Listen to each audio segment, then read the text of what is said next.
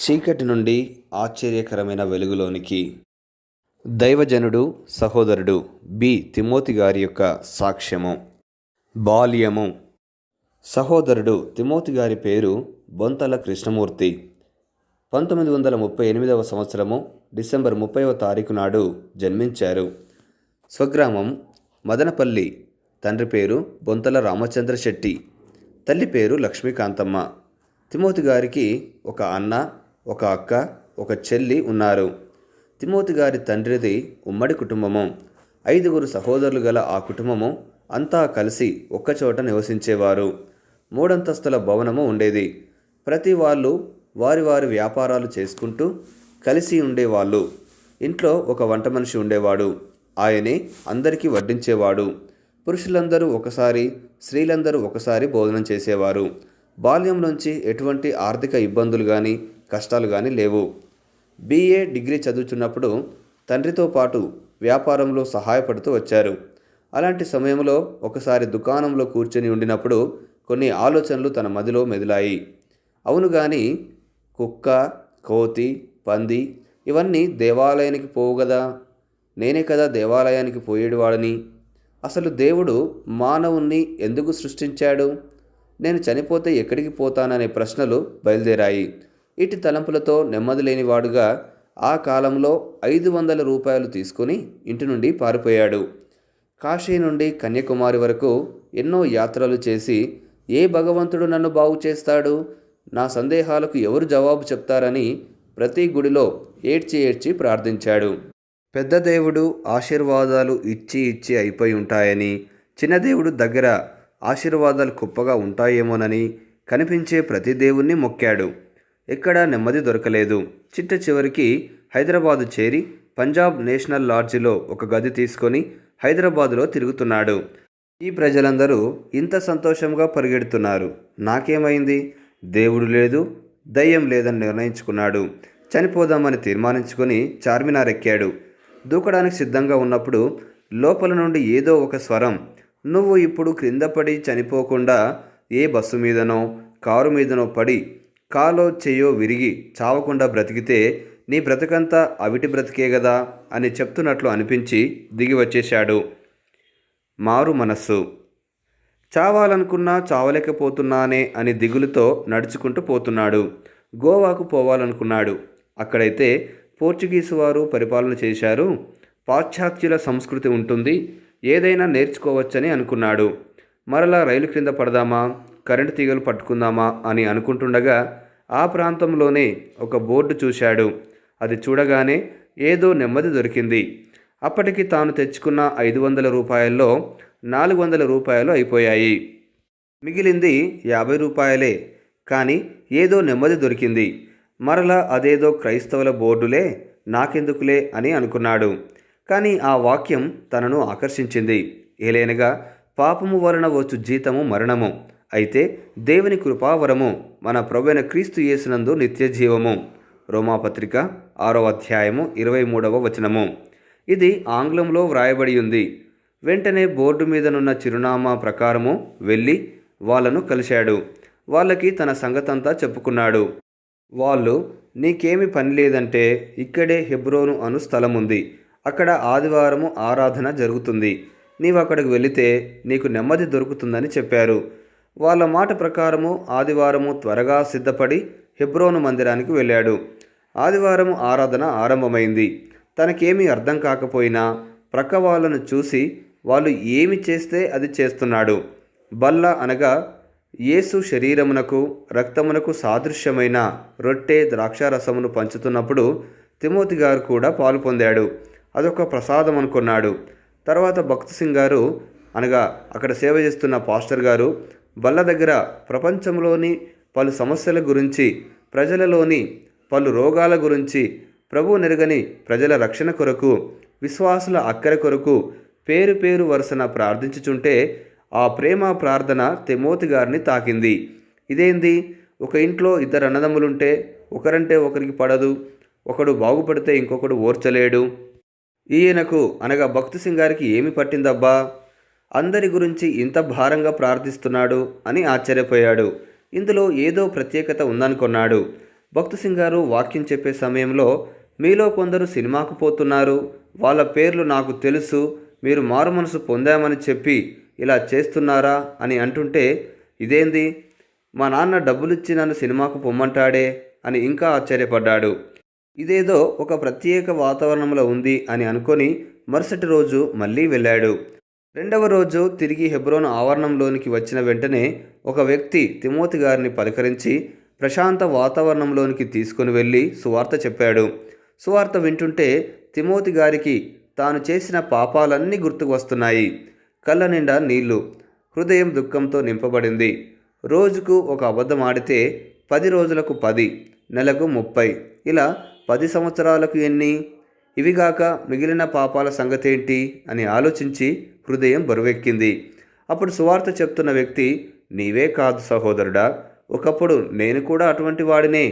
అయితే యేసుక్రీస్తు ప్రభువు నా పాపం కొరకు చనిపోయారని, ఆయన యందు విశ్వాసం ఉంచితే నా పాపాలు క్షమిస్తారని తెలిసినప్పుడు నేను కూడా ఆయనను నమ్ముకున్నాను, నెమ్మదిని పొందాను. నీవు కూడా ప్రార్థన చెయ్యి అన్నాడు. తిమోతి గారు ప్రార్థన చేయడం నాకు రాదన్నాడు. అయితే సువార్థికుడైన ఆ వ్యక్తి నేను చెప్పింది పలకమన్నాడు. ప్రభువా, నేను పాపిని, నా పాపము క్షమించు. నా కోసం నీవు చనిపోయావని, సమాధి చేయబడ్డావని, తిరిగి లేచావని, నా కొరకు తిరిగి రాబోతున్నావని నేను విశ్వసిస్తున్నాను. నా పాపాలన్నీ నీ రక్తంలో కడుగుము. యేసు నామమున ప్రార్థిస్తున్నాము తండ్రి, ఆమెన్. ఇది 1964వ సంవత్సరము ఏప్రిల్ 27న తిమోతి గారు పలికిన ప్రార్థన. వెంటనే ఏదో తెలియని నెమ్మది, ఏదో దొరికింది, ఇదివరకు నేను అనుభవించని శాంతి నాకు దొరికిందని తలంచాడు. ఒక చిన్న బైబిల్ తీసుకొని తిరిగి లాడ్జికి వెళ్ళి తలుపులు వేసుకొని చదవడం ప్రారంభించాడు. ఏదో సంతోషం. తన గదిలో యేసుక్రీస్తు ప్రభువు తిరుగుతున్నట్లు అనిపించింది, కానీ కనిపించడం లేదు. దేవుని వాక్యం మాట్లాడుతుంది. సంతోషం తట్టుకోలేకపోయాడు. లేచి నాట్యమాడుతున్నాడు.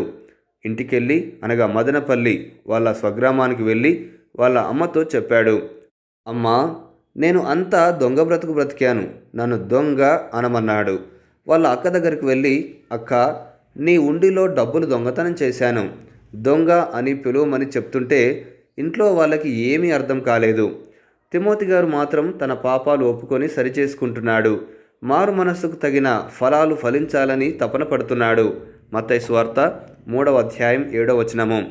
అటువంటప్పుడు ఊరిలో కొందరు వచ్చి, ఏంటి మీ అబ్బాయి సంగతి అని తిమోతి గారి తండ్రిని అడిగారు వాళ్ళు. అప్పుడు తండ్రి, నన్ను అడగవద్దు, వాడినే అడుక్కోండి అని చెప్పాడు. తిమోతి గారు తిరిగి 1964వ సంవత్సరంలో మొట్టమొదటి యవనస్తుల కూడిక హెబ్రోన్లో జరుగుతుండగా వచ్చాడు. యవనస్తుల కూడికకు పంపడం తల్లిదండ్రులకు ఇష్టం లేకపోయినా, నీకేదో నెమ్మది దొరికిందన్నావు కదా, వెళ్ళు, అయినా నిన్ను పంపించేదానికి మాకు నెమ్మది లేదన్నారు. ఎలాగోలాగూ యవనస్తుల కూడికకు హాజరయ్యాడు. బాప్తిస్మాల గూర్చి చెప్తుంటే విని బాప్తిస్మానికి పేరిచ్చాడు. కానీ అది ఎలా చేస్తారో తిమోతి గారికి తెలియదు. అయితే పట్టికలో మొదటి పేరుంది. వెళ్ళి బిర్రుగా నిలబడ్డాడు. సహోదరుడు దాసన్ గారు, అనగా బాప్తిస్మం ఇచ్చేటువంటి సహోదరుడు, ఓపికతో తిమోతి గారిని అర్థం చేసుకొని బాప్తిస్మం ఇచ్చాడు. తిరిగి హస్త నిక్షేపణ కార్యక్రమంలో పాలు పొందాడు. అప్పుడు తిమోతి గారు అనుకోకుండానే భక్తు సింగ్ గారిని చూచి, నా పేరు మార్చండి సహోదరా అని అడిగాడు. వెంటనే భక్తు సింగ్ గారు, సహోదరుడు కృష్ణమూర్తి పేరును ఈ దినం నుంచి తిమోతిగా మార్చుచున్నాము అని చెప్పారు. కృష్ణమూర్తి చచ్చిపోయాడు, తిమోతి బ్రతికాడు. సేవా పిలుపు. 1964వ సంవత్సరంలో యవనస్తుల కూడిక చివరి రోజు సహోదరుడు భక్తు సింగ్ గారు బలమైన వర్తమానం ఇస్తున్నాడు. సేవకు సమర్పించుకోమని చెబుతున్నాడు. ఇది వింటున్న తిమోతి గారు, సేవ అంటే నాకేం తెలుసులే అని అనుకున్నాడు. వెంటనే వాక్యంలో సేవ అంటే నాకేం తెలుసులే అనుకుంటున్నావు కదా అని వచ్చింది. తిమోతి గారు, వాయమ్మో, ఇదేంది, నేనేమనుకుంటే అదే చెప్తున్నాడని లోపల గందరగోళ పడుతూ చెయ్యి ఎత్తితే ఏమవుతుందో అని అనుకుంటుంటే వాక్యంలో చెయ్యి ఎత్తు, ఏమి కాదు అని వచ్చింది. తిమోతి గారు మళ్ళీ ఆశ్చర్యపడ్డాడు. చెయ్యి ఎత్తితే నెమ్మది వస్తుందని చెప్పి చెయ్యి ఎత్తాడు. కొంచెం నెమ్మది పొందాడు. తిరిగి భక్సింగ్ గారితో చెప్పి స్వగ్రామమైన మదనపల్లెకు వెళ్ళాడు. గ్రామంలో అడుగుపెట్టినప్పటి నుంచి ఎన్నో సమస్యలలో చిక్కుకున్నాడు. ఇంట్లో వాళ్ళు పిచ్చి పట్టిందేమోనని పిచ్చాసుపత్రికి తీసుకెళ్లారు. ఎవరైనా మందు పెట్టారేమో అనుకున్నారు. హిందువుల మఠంలో చేరిస్తే వీడి తిక్క కుదురుద్ది అని అనుకున్నారు. ఎవరిన్ని చేసినా తిమోతి గారిలో మార్పు రాలేదు. తను నమ్మిన దేవుడే నిజమైన దైవమని నిశ్చయించుకున్నాడు. చివరికి ఇంట్లో ఉండే వాళ్ళ నాన్నగారు, వాళ్ళ బాబాయి మేడ మీదకి తీసుకెళ్ళి ఎంతో బుజ్జగించి కొన్ని మంచి మాటలు చెప్పారు. వాళ్ళ బాబాయ్ గారు, చూడురా, జీవితంలో ప్రతి మనిషికి ఒక మలుపు ఉంటుంది. ఆ మలుపులో మంచి నిర్ణయం చేస్తే మనిషిగా బాగా బ్రతుకుతావు, లేకపోతే ఉభయ భ్రష్టుడవైతావు అని చెప్పాడు. ఎంతకీ తిమోతి గారిలో మార్పు రాలేదు. ఎందరో మునులు, ఋషులు ఎన్నో ఏళ్ల నుంచి తపస్సు చేస్తూ గడ్డాలు పెంచుకొని దైవ మర్మం తెలుసుకోవాలని చేతగాక ఇంకా దొరకలేదని చెప్తుంటే, ఇంత లేవురా, నీకిప్పుడే దొరికిందా అని హేళన చేశారు. చిట్ట చివరికి ఒక షరతు పెట్టారు. నీవు గనక ఆ మతాన్ని వదలకపోతే నీకు ఈ ఇంటిలో ఎలాంటి భాగం లేదు, ఆస్తిలో కూడా భాగం లేదు. 2 రోజుల్లో తీర్మానించుకోమని చెప్పి సమయమిచ్చారు. తిమోతి గారు ఈ మాటలు విని మోకరించి ప్రార్థన చేసుకుంటున్నాడు. కొంచెం సేపు ప్రార్థన చేసిన తర్వాత ఒక గంభీరమైన స్వరంతో, దావీదు సమస్తమును సంపాదించుకొనెను అని ఆంగ్లంలో 2 సార్లు వినబడింది. అలాంటి స్వరం, అంత గంభీరమైన స్వరం ఎప్పుడూ వినలేదని నివ్వెరపోయాడు. అది బైబిల్లో ఉందని తెలుసు, కానీ అది ఎక్కడ ఉందో తెలియదు. స్వరం వినిన తర్వాత రెట్టింపు సమాధానం వచ్చింది. వాళ్ళు 2 రోజులు సమయమిస్తే 15 నిమిషాలకల్లా తల్లిదండ్రుల దగ్గరికి వెళ్ళి ఈ విషయం చెప్పాడు. అమ్మా, నాన్న, మీరు కూడా నాలాగా బైబిల్ పట్టుకొని వస్తారని దేవుడు నాకు చెప్పుతున్నాడని చెప్పాడు. మీ ఆస్తిలో నాకెలాంటి భాగం వద్దని చెప్పాడు. అందుకు తిమోతి గారి తల్లిదండ్రులు, నీకు పిచ్చి పట్టిందిరా, మాకేమి పిచ్చి పట్టిందని చెప్పారు. రిజిస్టర్ ఆఫీస్కు తీసుకువెళ్ళి 9 ఆస్తి పత్రాల మీద సంతకం చేయించారు. రిజిస్టర్ చదివి సంతకం పెట్టు అని అంటుంటే, నాకేం అక్కర్లేదు సార్ అని తిమోతి గారు రిజిస్టార్కు జవాబిచ్చాడు. ఇదంతా జరిగిన తర్వాత తల్లిదండ్రులు ఏడుస్తున్నారు. తిమోతి గారి బట్టలన్నీ ఒక సంచిలో సర్దారు. జేబులో 100 రూపాయలు పెట్టి సాగనంపారు. సాగిపోతున్నప్పుడు తిమోతి గారి బాబాయ్, నాయనా, నీ ఆస్తి తీసుకోవాలని ఇలా చేయడం లేదు, నీవు మారాలని మాత్రమే ఈ పని చేశాం. ఈ ఇంటి తలుపులు నీకెప్పుడు తెరవబడే ఉంటాయి, నీవెప్పుడైనా రావచ్చు. పెళ్లి చేసుకోవాలని అనిపిస్తే రా, ఒక మంచి అమ్మాయిని చూసి పెళ్లి చేస్తామని చెప్పాడు. వట్టి చేతులతో సేవకు వెళ్ళిన తిమోతి గారికి దేవుడే తండ్రిగా, తల్లిగా, స్నేహితునిగా, నాయకుడిగా, బంధువుడిగా ఉన్నాడు. స్త్రీ తన గర్భమున పుట్టిన బిడ్డను కరుణింపకుండా తన చంటి పిల్లను మరచునా, వారైనా మరచుదురు గాని నేను నిన్ను మరువను. యెషయా గ్రంథము 49వ అధ్యాయము 15వ వచనము అని చెప్పబడిన దేవుని వాక్యము తిమోతి గారి జీవితంలో అక్షరాలా నెరవేరింది. 1964వ సంవత్సరం నుంచి 1971వ సంవత్సరం వరకు బక్సింగ్ గారితో కలిసి ఎంతో సేవ చేశారు. ఎన్నో సువార్త దండయాత్రలలో పాల్గొన్నారు. దాదాపు భారతదేశంలోని పలు భాగాలలో ప్రభువు మార్గాన్ని బోధించాడు. అనువాదకుడిగా, హార్మోనిస్టుగా కూడా సేవలో ఎంతో సహకరించారు. వివాహము 1971 సంవత్సరం మార్చి నెల 1వ తేదీన సహోదరి నిస్సి గారి కుమార్తె గుడి అనగా ఎలిజబెత్ గారితో తిమోతి గారు వివాహంలో జతపరచబడిరి. వివాహ సమయంలో కూడా భాషా సమస్య కారణంగా తిమోతి గారు మొదట దానిని వద్దనుకున్నా ప్రభు చిత్తానికి తలవంచాడు. వివాహానంతరం ఎటువంటి సమస్యలు వచ్చినా వివాహం కొరకే దేవుడిచ్చిన వాగ్దానం మత్తయి సువార్త 8వ అధ్యాయం 26వ వచనం చేపట్టుట ద్వారా ఎంతో సంతోషకరమైన వివాహ జీవితాన్ని గడిపారు. ఒంటరిగా వచ్చిన తిమోతి గారికి దేవుడు భార్యను, 3 పిల్లలను ఇచ్చి వారినందరినీ పోషించాడు. పిల్లలు కూడా పెద్దవారై ప్రభువు మార్గంలో స్థిరపడి కుటుంబస్తులుగా చేయబడ్డారు. వారే సహోదరుడు జాన్, సహోదరి షారోన్ లిడియా, సహోదరుడు డేవిడ్ సాలమన్, చోటు అని పిలుస్తారు. పరిచర్య వివాహానంతరము పరిచర్య నిమిత్తం ఆయా పట్టణాలకు దేవుని సేవకుడిగా పంపబడ్డాడు.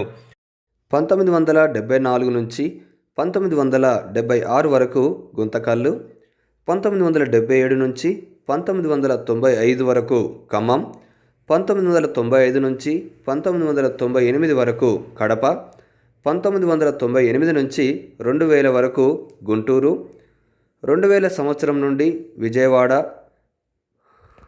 2001 నుంచి 2005 వరకు ఖమ్మం, 2005 నుంచి 2007 వరకు తెనాలి, 2007 నుంచి 2010 వరకు నల్గొండ, 2011 జనవరి 16 నుంచి డిసెంబర్ 5, 2020 వరకు ప్రభువు చిరాగృహపు పిలుపు అందుకునే వరకు హెబ్రోనులో దైవ సేవకుడిగా ఉంటూ దేవునికి మహిమకరంగా జీవించాడు.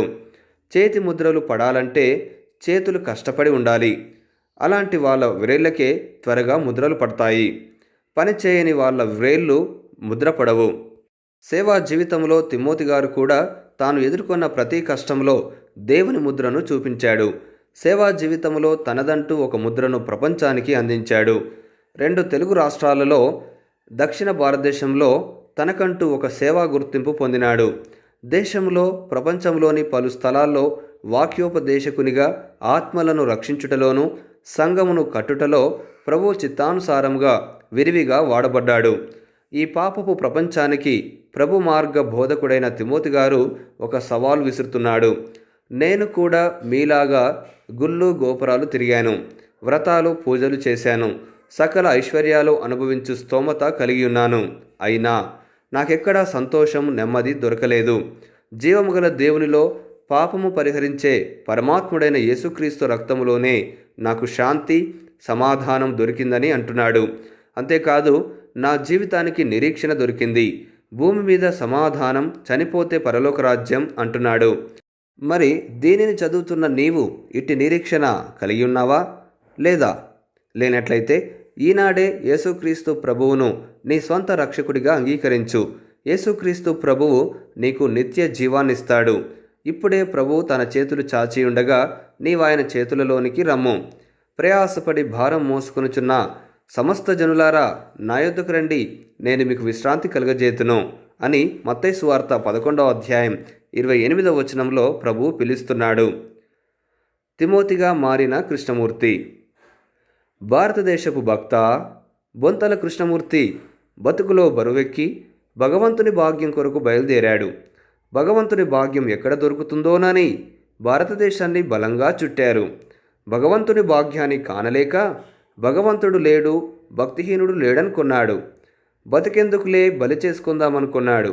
బలి చేసుకోవడానికి బరి తెగించాడు. బలి కాకపోతే బ్రతికేమవుతుందోనని బలమైన ఆలోచనతో బ్రతికి బయటపడ్డాడు. కాశీ నుండి కన్యాకుమారి వరకు కనిపించని శాంతి కనిపించిన క్రైస్తవ కలంలో కనుగొన్నాడు. క్రైస్తవ్యాన్ని కాదనుకొని కకావికలమవుతూ కాలికి బుద్ధి చెప్పి కలియ తిరిగి క్రైస్తవ కలం చెప్పిన దాన్ని కలుసుకున్నాడు. కలలోనైనా కనిపించని కమ్మదనం క్రీస్తులో చూచి కనికరం పొందాడు. కుటుంబాన్ని, కులాన్ని వదిలి సేవకులంలో చేరాడు. క్రీస్తు ప్రజలతో శ్రమలు అనుభవిస్తూ క్రీస్తులో 60 దశకాలు క్రైస్తవుడుగా జీవించి క్రీస్తును బోధించి క్రీస్తు చెంతకు చేరి కిరీటధారుడై కూర్చున్నాడు.